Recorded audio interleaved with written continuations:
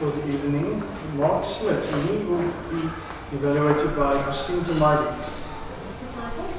Well, your title is Life is About Time.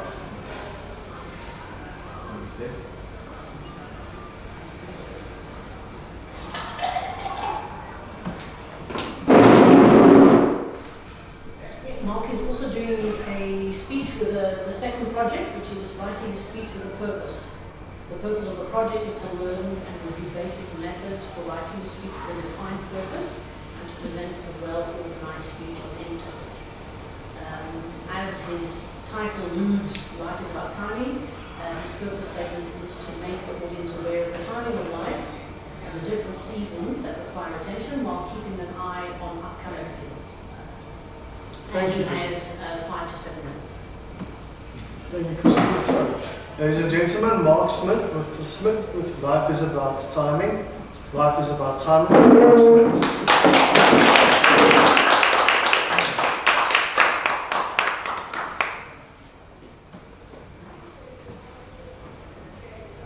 Okay, good evening, Toastmasters, Toastmaster, and any guests we might have. So they say timing is everything, and I tend to believe that as well. In comedy, timing is the difference between a joke landing beautifully and a room full of people staring at you like you just explained your tax return. In sport, timing is the difference between hitting a perfect shot and looking like you were just attacked by the ball. Now, in life, timing is the difference between doing the right thing at the right stage, such as buying your sports car just when your knees can't order it. Tonight I want to speak about timing in life, how different seasons call for different priorities, and how we need to balance enjoying life while also preparing responsibly for the future. Because life is not one long flat road, and life's more like a badly planned road trip. We have fast sections and slow sections, we have potholes, detours, and always there's someone at the back asking, are we there yet? When we are young, timing feels endless. Timing is something we have plenty of, where on the other hand you don't have enough money to do everything that you want. As a student or young adult, you usually have a financial planning strategy just to look at your bank account, close your eyes and hope it looks better the next morning. Or as my wife would say, swipe. At that stage of life, it's easy to think that I'll save later, I'll plan later, I'll be responsible a bit later. And to be fair, there are things that you need to do while you're young. You should take opportunities, you should learn, you should travel if you can. You should make friends, you should try different things, at least while you have the energy to survive. Now, there are some things that are just better timed in youth. For example, sleeping on a thin mattress in a tent sounds quite adventurous while you're 23, where when you're 43, it sounds more like medical claim coming through. But while youth is a time for energy and exploration, it should not be a time for complete financial denial. Even small habits starting early can have a major impact later on in life. Saving for retirement when you are young may feel far-fetched. Retirement seems far away and it might as well just be a science fiction project. You think, why should I save for 65-year-old me? I mean, I've never even met the guy. Now, that guy's coming. And he would really appreciate it if younger him didn't spend all his money on takeaways and hobbies and gadgets and so on. The next phase that comes through is the building phase. Now, this is when your careers develop, your families grow, you have a calendar that starts looking like it was designed by someone with a personal vendetta. Suddenly, timing becomes more complicated. You're trying to balance work, relationships, children, fitness, finance, social obligation. You don't even know if you put the bins out. This phase can be rewarding, but it can also be very, very dangerous. Because it's easy to postpone everything that doesn't scream at you. Work screams, bills scream, children scream. The geyser burst loudly. Now, but retirement savings doesn't scream. Health doesn't scream. Marriage doesn't scream. Personal growth doesn't scream. Friendships don't scream. And because they are quiet, we think that they are not important. Certain important things demand your attention, but the real things that matter depend on your discipline. That is where timing becomes wisdom. And wisdom is knowing that there's a time to work hard, but there's also a time to go home. There's a time to save, but also a time to spend time with your family and friends. There's a time to invest money, and there's a time to make memories. And yes, there's a time to check your retirement plan, preferably before your retirement party.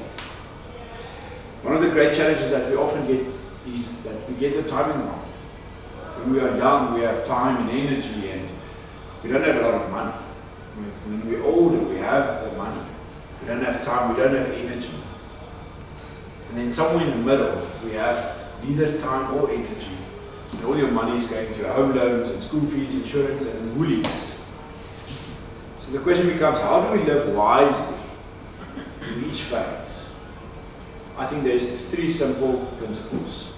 Number 1, don't only live for today. Because living for today sounds very exciting, but that's how people end up with 6 subscriptions, no savings, and a garage full of things that you've used twice. We need to prepare for the future. Retirement planning is not that glamorous, but neither is approaching 70 and trying to start a side hustle called Grandpa's Crypto Advice.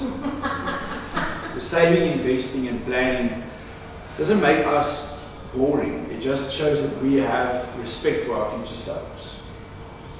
The second principle is don't only save for tomorrow. This is the opposite mistake people make. Is they only believe in the future. They save every cent that they have. They avoid every risk, postpone all their holidays. And they say, one day, I'm going to live life. One day is not guaranteed. To quote Bill Perkins, he says, death wakes people up. And the closer we get to it, the more awake we become. This is until we ask, what am I doing with my life? Your typical midlife crisis. There's no point in arriving at a retirement plan with a perfect spreadsheet and you have no stories to tell. Responsible planning should not rob you of life, of joy, but it should ensure that joy is sustainable. The third principle is know what season you are in. So every phase of life has its own priorities. There's a season to build a career. There's a season to spend more time with family. A season to work hard. A season to slow down. There's a season to take risks. And there's a season to protect what you've already built. The problem comes when we try and live in the wrong season, trying to party like a student while paying off a home loan, trying to wait until life is less busy, but life doesn't get less busy by accident. Good timing in life is not about doing everything all at once. It's about doing the right things at the right stages for each season to come. So maybe the goal is balance. Maybe there's a time for youth to also look forward to plant something for the future. Build your career, but don't lose the people that you're building it for. Save for retirement, but don't postpone all those holidays until your knees need a committee meeting before you can climb stairs. Because timing is everything. And in the end, a well-timed life is not one that's perfectly lived. It is one where we awake to see what season we're in, where we made memories and memories were required, where we worked hard and work was needed, and where we saved wisely before it was urgent, and where we understood that the best time to start living is not someday, it's now. Thank you for your attention.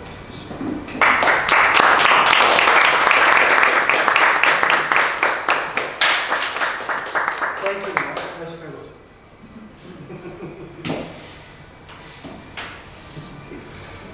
Thank you. I confiscated his time, please.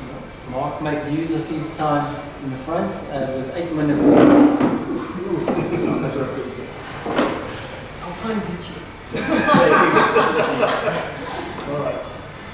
that was some interesting food for thought. I liked your knee comments. Yeah.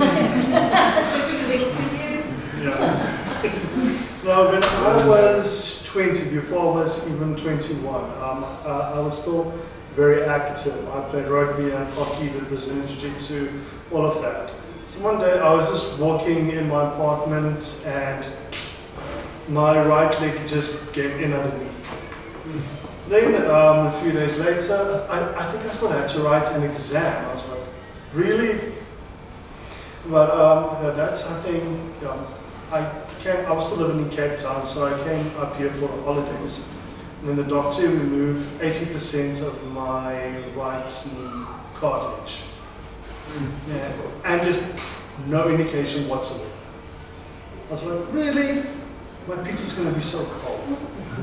That was my thought. And Christine, Yes. are you ready for this evaluation? I am. Who's going to do it?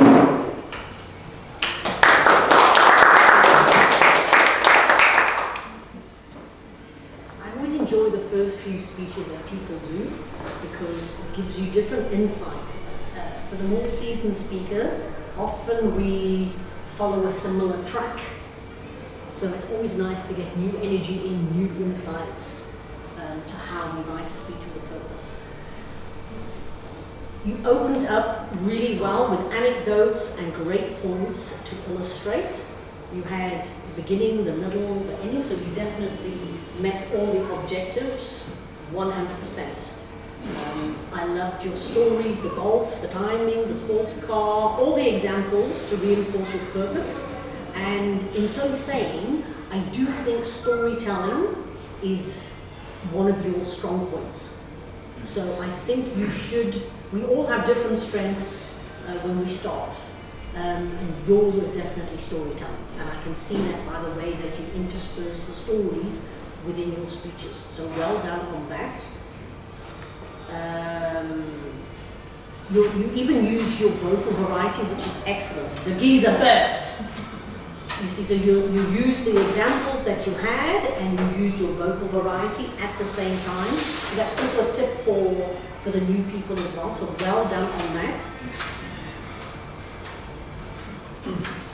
You may want to work on your beginning.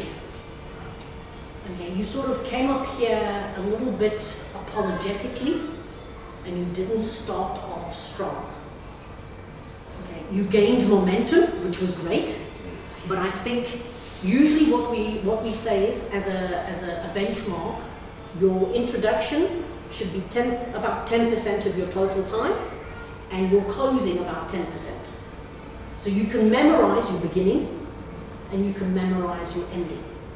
So I would suggest that you start with a stronger opening because you would get your momentum quicker. Okay, so I think look at your beginning and start off quicker with either a hook or just a strong phrase, but just make it sort of like 10% of your time and memorize that.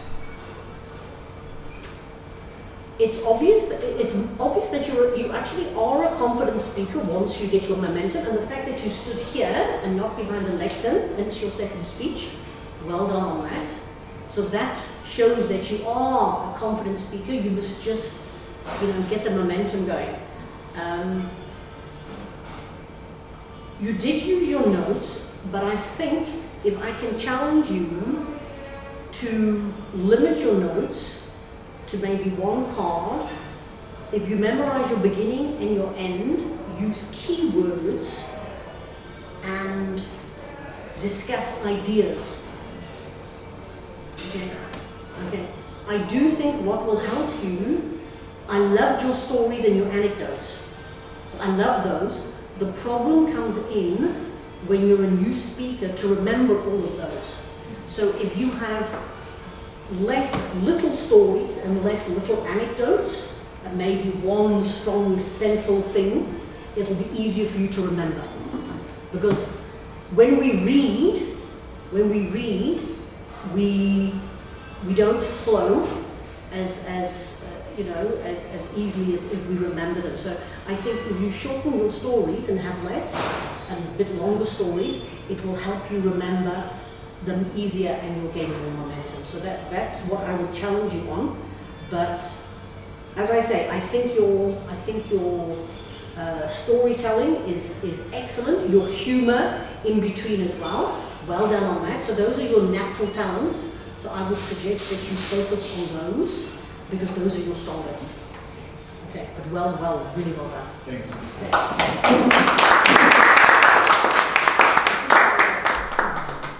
The food. Okay. What is the time? It is 16 past 7.